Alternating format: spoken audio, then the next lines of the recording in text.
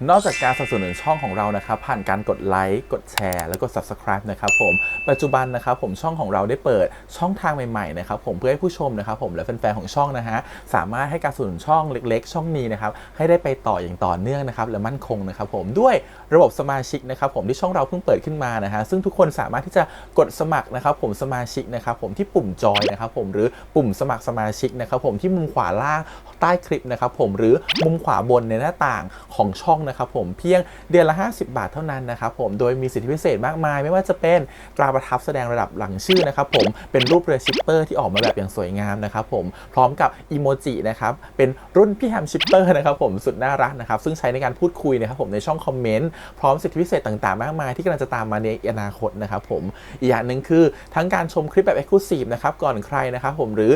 โอกาสที่จะได้ทำกิจกรรมต่างๆร่วมกันในอนาคตนะครับผมก็สำหรับสมาชิกเท่านั้นนะครับผมที่เก็บสิทธิ์นี้เอาไว้ให้กับทุกๆท่านนะครับแต่หากระบบสมาชิกยังไม่หนำใจนะครับผมเรายังมีช่องทางอื่นให้สนับสนุนกันนะครับผมไม่ว่าจะเป็นระบบซุปเปอร์แตงนะครับผมซึ่งหากผู้ชมเนี่ยเจอสัญลักษณ์นะครับรูปหัวใจนะครับผมที่มีดอลลาร์ไซน์นะครับผมหรือสัญลักษณ์รูปเงินดอลลาร์อยู่เนี่ยข้างใต้คลิปใดคลิปหนึ่งเนี่ยสามารถที่จะคลิกนะครับผมเพื่อโดเนทนะครับผมแทนคำขอบคุณนะฮะเพื่อเป็นการสนับสนุนช่องได้นะครับหรือจะเป็นการโดเนทนะครับผ่านบัญชีธนาคารนะครับผมซึ่งได้ใส่รายละเอียดเอาไว้แล้วนะครับข้างใต้คลิปนี้นะครับผมเอาไว้ที่คำบรรยายใต้คลิปนอกจากนั้นนะครับผมเรายังได้เปิด Line Open Chat นะครับซึ่งชื่อว่า ACS Channel Family นะครับผมก็เลยขอเชิญชาวช่องทุกคนนะครับผมเข้าร่วมห้องแชทได้โดยไม่มีค่าใช้จ่ายใดทั้งสิ้นนะครับผมเอาไว้พูดคุยแลกเปลี่ยนข่าวสารกันนะครับผมในครอบครัวของเราและผมได้จัดทำสติกเกอร์ลายรุ่น Lovely พี่แฮมนะครับชิปเปอร์นะครับเอาไว้เป็นสติกเกอร์ที่ใช้พูดคุยกันด้วยนะครับจะได้ใช้คุยกันในกลุ่มก็น่ารักดีนะครับผมหรือจะเอาไปใช้คุยกับเพื่อนๆส่วนตัวก็ได้นะครับไม่ติดอะไรเลยนะครับผมตั้งใจทำออกมามากๆนะฮะเพียงชุดละ35 บาทเท่านั้นนะครับผมใช้ได้ตลอดชีพนะครับผมก็หวังว่าทั้งหมดนี้นะครับผมจะเป็นเรื่องราวดีๆที่จะเกิดขึ้นกับช่องของเราและชาวช่องของเราทุกคนนะครับผมเพื่อมุ่งหน้าต่อไปสู่ปี 2023 ปีนี้และก้าวต่อไปด้วยกันอย่างมั่นคงนะครับผมอย่าลืมสนับสนุนกันนะครับขอบคุณครับ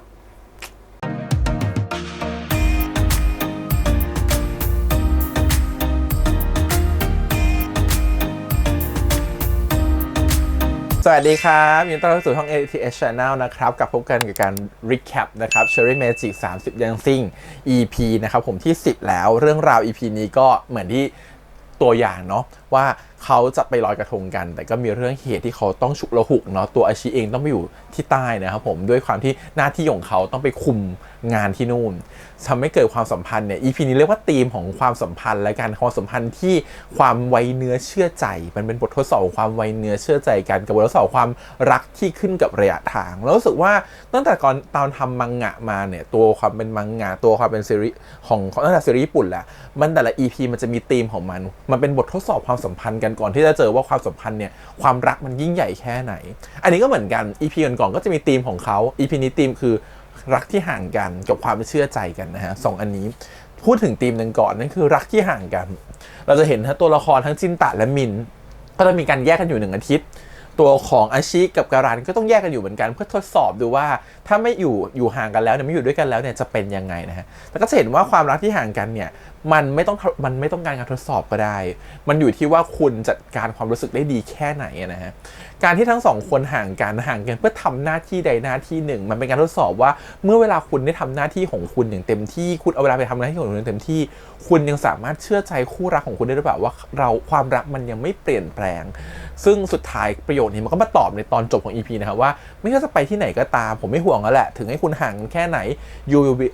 แบบความรักของฉันจะ will be the same นะครับก็คือยังเป็นความรักที่มั่นคงเหมือนเดิมไม่เปลี่ยนแปลงมันสุดแล้วรู้สึกว่ามันอาจจะเป็นเพราะความรักมันเกิดครั้งแรกต้องบอกก่อนว่าอาชิเนี่ยเป็นความรักครั้งแรกของเขาการที่เขาจะไว้เนื้อเชื่อใจใครสักคนหนึ่งมันก็ไม่ใช่เรื่องง่าย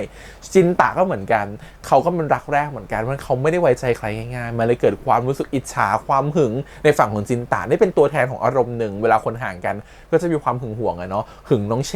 ว่าจะมาทำอะไรกับมินหรือเปล่าสุดท้ายไปแอบดูนะครับผมซึ่งมินก็แอบเห็นแหละว่าเธอมาแอบดูอย่างเงี้ยก็สุดท้ายก็คือออกมาเป็นว่าเป็นเพื่อนกันและเชกับมีแฟนแล้วนะครับผมก็คือหมดห่วงไปเรื่องหนึ่งแต่มันก็เอาแสดงให้เห็นว่าเมื่อคนเราห่างกันมันจะเกิดความรู้สึกของความหึงหวงกันแน่นอนซึ่งหึงหวงเนี่ยมันถูกชดเชยโดยการที่ว่าถ้าสุดท้ายแล้วมันเชื่อใจกัน มันเข้าใจกันหรือมันมีการพูดคุยกันหรือสื่อสารกันอย่างตรงไปตรงมามันก็ทำให้ทุกอย่างมันโอเคขึ้นมาได้มันงั้นสิ่งที่น่าสนใจคือมันคือการสังเกตกันและกันนะฮะว่าแต่ละคนรู้สึกยังไงซึ่งการสังเกตกันและกันนี่แหละมันก็ส่งผลมาสู่อีกคู่หนึ่งก็คือการันกับอาชิซึ่งมีปัญหาเรื่องการสังเกตกันและกันเหมือนกันเพราะการสังเกตกันและกันของเขาเนี่ยคนหนึ่งไม่เคยมีความรักเลยมีความรักครั้งแรกจัดการไม่ถูกว่าความรักต้องบริหารจัดการยังไงการันถามว่าเคยมีความรักไหมก็อาจจะเคยมีแต่เขาก็มีความรักมาแบบมากกว่า 7-8 ปีแล้วอ่ะมันก็นานพอแล้วเขาก็เป็นคนที่คลั่งรักและทุ่มเทและศรัทธาในความรักคนหนึ่งเหมือนกันเพราะฉะนั้นน่ะความที่จะเข้าใจกันและกันแบบเนี้ยมันก็ไม่ใช่เรื่องที่มันจะอยู่ดีมันเกิดขึ้นได้เลยมันต้องเกิดการเรียนรู้เกิดจากความศึกษาและเกิดจากการที่พยายามจะสังเกตอีกคนหนึ่งซึ่งถามว่าเขาสังเกตไหมสังเกตอาชีเนี่ยตัวก็สังเกตเหมือนกันก็รับรู้ได้ว่าเฮ้ยการันมันมีบางอย่างแปลกๆไปการที่การันพูดว่าไม่อาจจะจริงๆแล้วว่าไม่จริงๆหรือจริงๆเรารู้สึกว่าไม่ใช่แบบนั้นอาจจะเป็นความรู้สึกที่โอเคหรือไม่โอเคมันเดาไม่ออกซึ่งอาชีใช้ความสามารถมาตลอดคืออ่านใจแต่พออ่านใจไม่ได้พออยู่ห่างกันมันใช้ความสามารถไม่ได้มันต้องเกิดความเชื่อใจแล้วซึ่งเป็นบททดสอบของจินตากับอาชีมากๆเพราะว่าเราใช้พลังมาจนชินเนาะพอวันที่ต้องห่างกันเนี่ยเราจะใช้ความเชื่อใจและความมั่นใจในคนรักของเราไ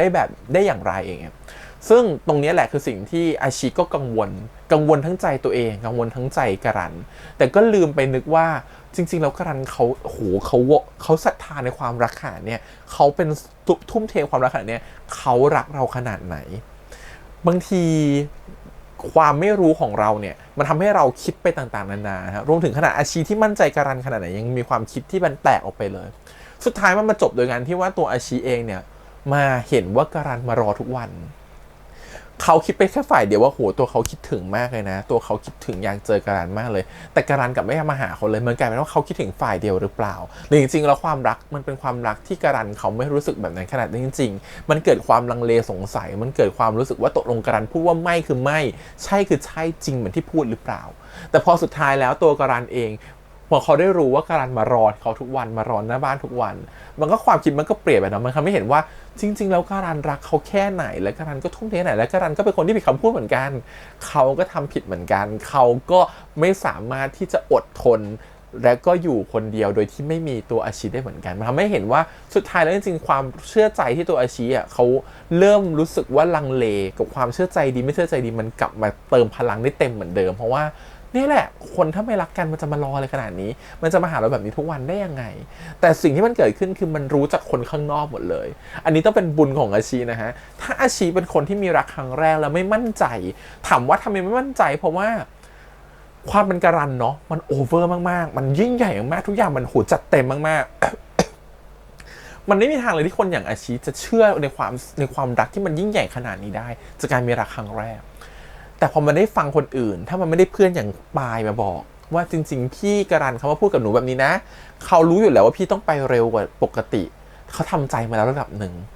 ป้าข้างบ้านมาบอกว่าเขามารอเธอที่หน้าบ้านทุกวันนะคือถ้าเขาไม่ได้ยินอย่างนี้จากคนอื่นเนาะเราว่าเรื่องนี้คงยากขึ้นแหละอาชิคงไม่ได้กล้าเอาตัวเองไปอยู่ในจุดที่เซอร์ไพรส์ตัวของการันแบบนี้ก็คงที่จะเลือกที่จะไปนครศรีธรรมราชอย่างเงียบๆแต่สุดท้ายคือพอมันได้รู้มันก็ได้ทำสิ่งบางสิ่งขึ้นมาที่มันอัศจรรย์กว่าในสิ่งที่มันเกิดความผิดพลาดขึ้นมาอีกนั่นคือการที่ในเมื่อสุดท้ายมันไม่เกิดขึ้นแล้วก็ให้มันเกิดขึ้นซะเองสิในวันนี้ก็ได้นี่นี่คือสิ่งที่พี่คิดเหมือนกันตั้งแต่แรกนะครับว่าถ้าสมมติเราไม่สามารถจะทำอะไรให้แฟนเราได้ในวันที่มันวันสำคัญเราชดเชยเขาในรูปแบบอื่นก็ได้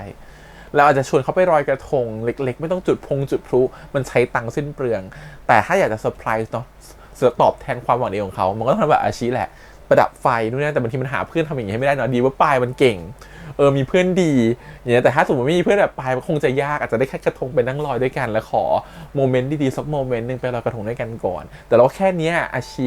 ทำให้อาการแค่นี้การันก็ปลื้มเต็มที่แล้วแหละแต่คนในหัวมีพลุมีทุกอย่างมันทำให้บรรยากาศมันพาไปขึ้นไปอีกแล้วว่าอันนี้คือสิ่งที่อาชีก็อยากจะเฉยให้การันเหมือนกันเนาะในความผิดของเขาที่เกิดจากความไม่เชื่อใจพอคู่นี้ก็เลยเหมือนกับว่าที่มันเป็นสินเสมอกันนะคือต่างคนมันต่างมีความรักกันแบบคลั่งรักโดยที่ไม่รู้ตัวของการันเนี่ยรู้ตัวอยู่แล้วว่าตัวเองคลั่งรักมากอาชีก็รู้ว่าการันคลั่งรักมากแต่อาชีเองมันไม่รู้ขนาดนั้นว่าตัวเองคลั่งรักขนาดไหนจริงๆลึกๆตัวเองรักการันมากขนาดไหนขนาดเยอะมากเหมือนกัน มีความข้างรักมากเหมือนกันแต่ท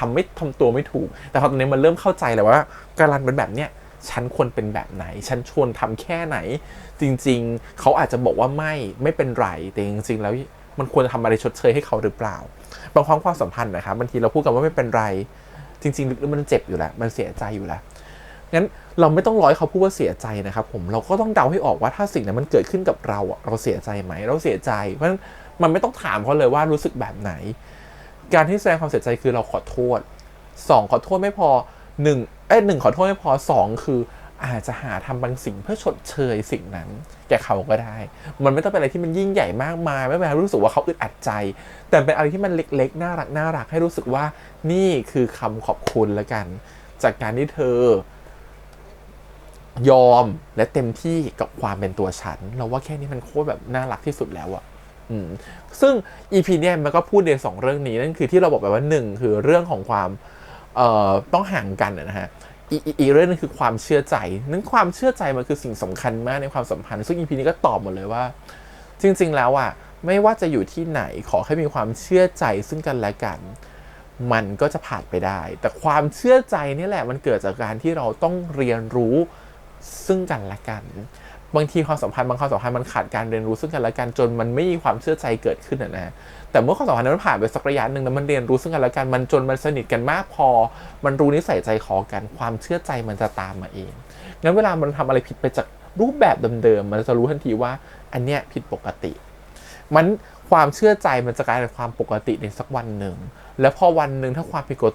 มปกติมันกลายเป็นความผิดปกติวันนั้นแหละเรียกว่าไม่เชื่อใจเพราะฉะนั้นสำหรับคู่เนี่ยเขาได้เรียนรู้กันแล้วว่าจริงๆแล้วอ่ะมันไม่ต้อ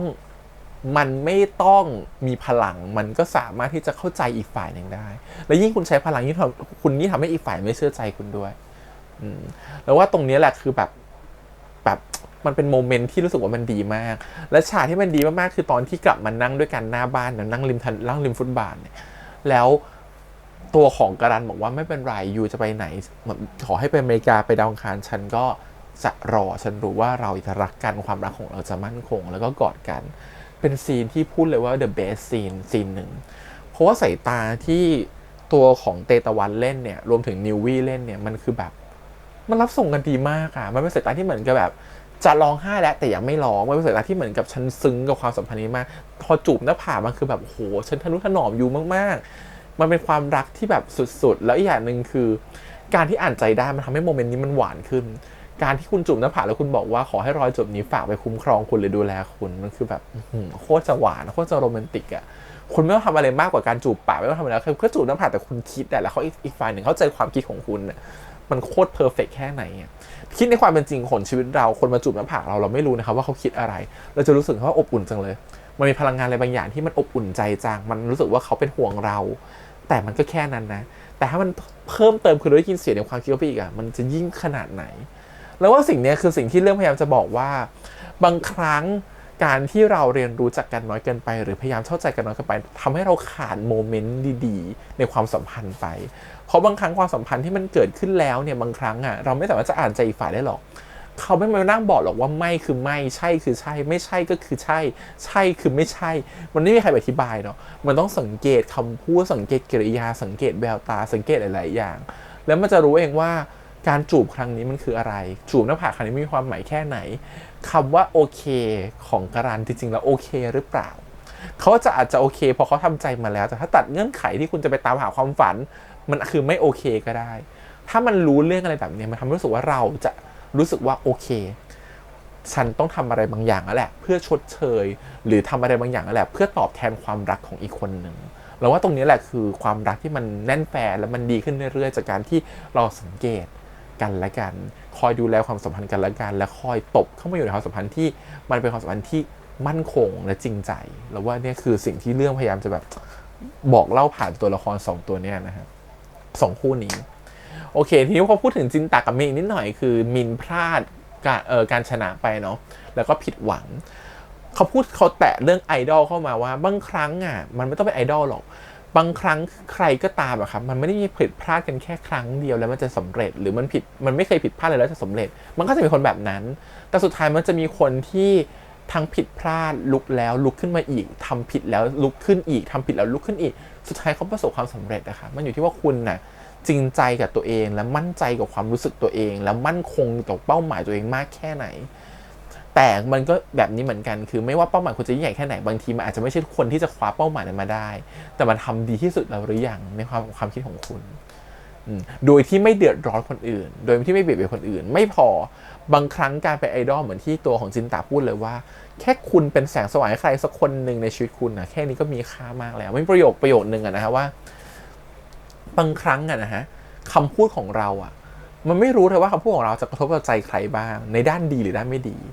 แต่บางครั้งแค่คำพูดของเราทำให้ใครบางคนหลุดรอดจากความตายหรือลุกขึ้นมาได้ด้วยคำพูดของเราพูดเลยค่ะแค่นี้คุณเกิดมาคุณก็มีค่าแล้วซึ่งสำหรับเราสมมติมันจริงมากๆนะเราไม่ทำช่อง YouTube แบบนี้เราไม่รู้หรอกว่าตัวเองจะเป็นไอดอลใครไม่จะสนใจเลยนะฮะไม่รู้จะมีแฟนคลับแค่ไหนเรามุ่งมั่นทำในสิ่งที่อยากสื่อสารทำในสิ่งที่ตั้งใจลงไปนะฮะแล้วพอมีเมสเสจดีๆมาหลังบ้านมีข้อความดีมาขอบคุณเรารู้สึกว่าแบบแค่นี้คือพลังงานที่แบบดีมากๆ YouTube ไม่ได้เป็นสิ่งที่ทำให้เราได้เงินมากมายนะคะเรามีอาชีพอื่นที่ได้เงินมากกว่านี้อีกหลายๆเท่าแต่ YouTube มันคือเติมเต็มความสุขของเราในแง่หนึ่งในความที่เราได้มาดูซีรีส์ที่รัก2ได้ทำอาชีพในวงการที่เหมือนกับแบบเราอยากมีความฝันแบบนี้ตั้งแต่เด็กและ3คือมันเติมเต็มพลังในชีวิตเรานะฮะบางครั้งเราแค่ได้ทำเราอ่านคอมเมนต์บางคอมเมนต์เราเห็นคนบางคนบอกว่าเขาสามารถผ่านเรื่องร้ายๆมาได้จากคำพูดหรือความคิดของเราตอนที่เรารีแคปในซีรีส์บางเรื่องรู้สึกว่ามันคือพลังงานที่ดีมากนะมันทำให้เรารู้สึกว่าอย่างน้อยๆสิ่งที่เราพูดไปต่อให้ไม่มีใครฟังเราเลยต่อให้เป็นแค่คนเดียวที่เข้าใจในสิ่งที่เราสื่อสารไปแล้วเขาสามารถที่จะนำไปต่อยอดอะไรบางอย่างได้กับชีวิตของเขาแค่นี้ของเราสำหรับเราคือมีความสุขมากแล้วมันคือพลังของความรู้สึกคือเนี่ยเราสำหรับเรารู้สึกมันไม่ได้เป็นเราไม่รู้คำเรียกว่าไอดอลหรืออะไรนะแต่สำหรับเรารู้สึกคือเราเหมือนกับสิ่งที่เราทำลงไปมันเป็นพลังให้กับคนต่อไปไม่ว่าจะคนหรือ2คนนะแค่นี้มันก็ยิ่งใหญ่มากแล้วครับสำหรับเรานะเรารู้สึกว่าเราเลยเข้าใจมากๆสิ่งที่จินตาพูดกับมินอีกนิดนึงเรื่องของตัวการันเนี่ยก็คือเขาเป็นคนที่ค่อนข้างที่จะแบบรักแบบเต็มพิกัดมากถามว่าคนแบบนี้มีในชีวิตจริงไหมมีนะครับผมแต่หายากมากไม่ได้มีแบบเจอกันทั่วไปขนาดนี้หรอกแต่ก็คือบอกว่าถามว่ามีไหมมีแต่คนแบบการันเป็นคนที่คนอื่นหลายคนกลัว1เพราะว่าเขาไม่สามารถที่เขาเหมาะสมกับอาชีพตรงที่อาชีพอ่านใจเขาออกถ้าไม่ใช่อาชีพทุกคนจะกลัวคนแบบการัน1เขาดูล้นเกินไป2คือสิ่งที่เขาทำมาเยอะจนอีกคนอึดอัดและเขาก็เป็นคนที่ไม่ได้อธิบายทุกอย่างแบบนี้ด้วยนะครับเขาอาจจะเป็นคนไม่พูดเป็นคนที่เกรงใจจริงๆเขาเป็นหนุ่มที่เหมือนกับเป็นอัลฟากึ่งเบต้านะอัลฟาคือคนที่แบบทุกอย่างมีความเป็นผู้นำแต่ความเป็นเขาเป็นเบต้าเรื่องความรักนิดนึงตรงที่ว่าเขาเป็นคนที่ค่อนข้างจะยอมและถอยลงมาก่อนยอมให้ตัวเองเจ็บก่อนให้แฟนมีความสุขคนแบบเนี้ยมันจะเป็นเหมือนทำให้เวลาในความชีวิตจริงมันทำให้คนที่เป็นคู่ของเราค่อนข้างจะอึดอัดเพราะบางทีเขาทำตัวไม่ถูกบางทีมันดีจนเขารู้สึกว่าฉันเกรงใจเธอจังเลยฉันจะดีเท่าเธอได้หรือเปล่าบางทีมันเป็นขั้นแบบนั้นน่ะอันนี้เราเข้าใจกันแล้วนะเพราะเราเคยเป็นแบบนั้นมาก่อนประเทศเป็นสไตล์ของคนเรานะฮะเราไม่รู้ว่าเราก็ทำแบบเนี้ยเป็นประจำทำดีกับเขาแบบนี้เป็นปกตินะฮะสุดท้ายมันก็เคยเจอความสัมพันธ์บางความสัมพันธ์เหมือนกันที่บอกว่าเรารู้สึกว่าสิ่งที่ทำมาเราอึดอัดเรารู้สึกว่าเราทำอะไรให้เธอไม่ได้เลยแต่เธอทำเยอะไปหมดเลยเราคิดว่าเหตุผลนี้มันก็เป็นเหตุผลได้หรอแต่จริงๆมันเป็นเหตุผลได้นะฮะเพราะบางทีการให้ที่ไม่เท่ากันหรือการให้ที่อีกฝั่งรับเขาไม่อยากจะรับหรือการให้ที่อีกฝั่งรับเขารู้สึกว่ามันรับตลอดเวลาจนเขารู้สึกเขาไม่ได้ให้กลับมาเลยหรือเป็นความสัมพันธ์ที่ความรู้สึกคือมันมีการยอมจนมากเกินไปแล้วมันทำให้อีกคนหนึ่งต้องเจ็บทั้งที่รู้สึกเพื่อให้อีกคนมีความสุขแล้วว่าความสัมพันธ์แบบนี้มันไม่จีรังมันได้เฉพาะคู่นี้แหละเพราะอาชีเขาอ่านใจออกและเขามีรักครั้งแรกมันก็เลยไม่ต้องปรับตัวเลยแต่คนที่เคยมีความรักมาหลายครั้งแล้วจะรู้สึกว่าจะมีเกราะกำบังอะไรบางอย่างแล้วพอเจอรักที่มันมีความเป็น energize ขนาดนี้เป็นแบบพลังงานเยอะขนาดนี้บางทีมันรับไม่ทันนะมันรับไม่ไหวมันล้นมันกลัวและยิ่งการันมีความเป็นสตอกเกอร์ในช่วงแรกๆด้วยที่เราบอกไปเนาะถ้าเราอ่านใจไม่ออกนี่แย่เลยก็ถือว่าเป็นคู่ที่เหมาะสมกันถามว่าคนกับการันแบบมีไหมมีแล้วคนแบบเนี้ยบางครั้งนะใครจะได้เป็นแฟนยากเพราะว่าพอเขาถึงจุดหนึ่งเขาถอยตัวเองออกไปเขาหนีแล้ว คือเขาไม่หนีเราก็รู้สึกว่าเขาล้นเองเราก็ถอยออกมาคนแบบนี้เจอคนที่เป็นแฟนเหมาะสมกันจริงๆยากแต่พูดเลยถ้าใครแบบได้ไปใครได้คนแบบนี้เป็นแฟนไปนะโอ้โหชีวิตเธอเจ้าหญิงดีๆนี่เองเจ้าคือแบบเธอเขาสปอยเราสุดฤทธิ์สุดเดชแน่นอนพูดเลย ให้หวานแบบกองน้ำตาลภูเขาน้ำตาลก็แพ้เธอพูดเลยเอาดีๆเคยเห็นคนบางคนแบบนี้เหมือนกันมีคนที่รู้จักเป็นแบบผู้ชายข้างรักแบบนี้แหละโอ้ยอิจฉาแฟนเขามากเป็นคนแบบช่างประดิษฐ์เป็นประดิษฐ์ของให้กับวันเกิดวันครบรอบคือแบบโอ้สุดๆพูดเลยใครได้ก็อิจฉาโอเคก็ประมาณนี้ครับผมกับ Cherry Magic 30ยังซิงเนาะ EP ที่10นะครับผมทุกคนจะชื่นชอบกันเนาะแล้วติดตามกันต่อใน EP หน้า EP ที่11เหมือนซีรีส์ยังไม่จบเนาะเหมือนมันอีก2ตอนจะจบแล้วจริงๆหรอยังมีเรื่องพ่อแม่อีกนะยังมีเรื่องครอบครัวอีกนะจะจบได้จริงๆหรอมันรู้สึกว่าจะจบไม่ได้อ่ะนี่คิดว่าเขาอาจจะเซอร์ไพรส์เราว่ามีมูฟวี่อยู่ตอน EP จบก็ได้นะว่าเขามี Final EP ใช่ไหมล่ะเขาอาจจะเซอร์ไพรส์เราได้ว่ามีมูฟวี่อีก1 ชั่วโมงครึ่งตอนจบก็ได้ใครจะไปรู้รอดูแล้วกันคิดว่ามันไม่น่าจบง่ายๆแบบนี้แน่นอนด้วยตัวซีรีส์โอเคเดี๋ยวไว้ติดตามต่อครับผมสัปดาห์หน้าวันนี้พี่แฮมไปก่อนนะครับบายบายฝากติดตามด้วยกดไลค์กดแชร์กด subscribe ติดตามที่เสียงทาง YouTube Instagram Twitter แล้วก็ Facebook วันนี้ไปครับบ๊ายบาย